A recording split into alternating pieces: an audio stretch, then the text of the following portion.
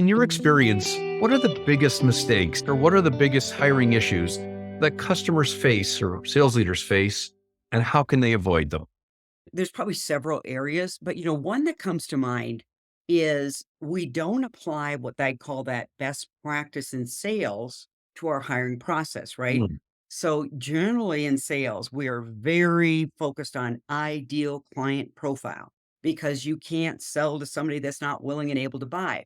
But we don't take that same thought or methodology into our hiring profile. So how many companies have really built that avatar? Like, who is your ideal client? Who is your ideal profile? But with that, Stephen, and I bet you've seen this, there are times when they're building out that ideal client hire. Okay, we'll call it that.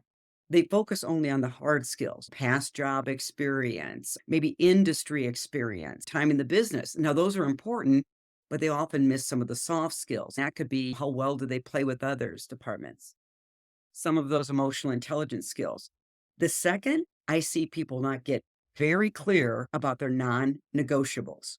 This is where you draw that red line and you say, you know what, to be on our team, this is a non negotiable. I think all of us, when you're hiring, it can be a tiring process, a tedious process. So you want to overlook some of those little red flags.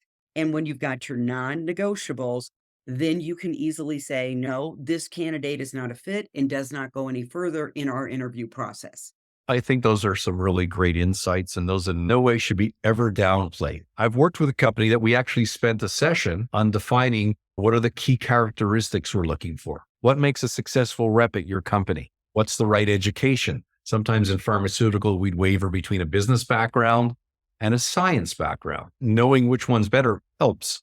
Do they need a degree or not a degree? How many years experience? When you come down to key characteristics, like being a driver, we went around the room and asked managers, what is the number one thing you're looking for? To me, that's critical. And having that on paper, having clarity across your organization on that, I think is key. So you talked about playing as a team, being a team member. What other key emotional areas do you look at in terms of skills that you have found make phenomenal salespeople?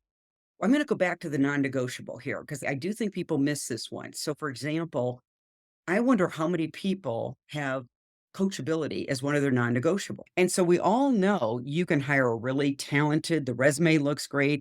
But often, if you've got a non coachable salesperson, especially with the way the world's evolving, that's going to be problematic. I know for me, a non negotiable is victim mentality. So I'm not bringing on somebody that has a victim mentality because usually they're not very coachable, but they're also blame, excuse people. And for me, that's just a non negotiable there. But going to your question of EQ, there's interesting research out there. I would say one of the data points on the research is hiring assertive salespeople. But let me do the however here. Assertiveness is stating what you need nicely. So we need that to get meetings with decision makers, uncover budget, get clear next steps. However, if you don't have emotional self awareness, and other awareness, I've seen very assertive reps actually assert themselves right out of a meeting because they're not aware of how they're landing on other people, which would also require empathy, which means empathy is a paying attention skill. These are salespeople that develop that habit of being present, which is getting harder and harder with all the technology today. They can hear both conversations, Stephen. So they hear the verbal,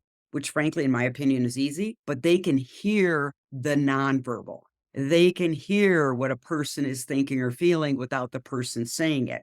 Therefore, they're able to really emotionally connect with people.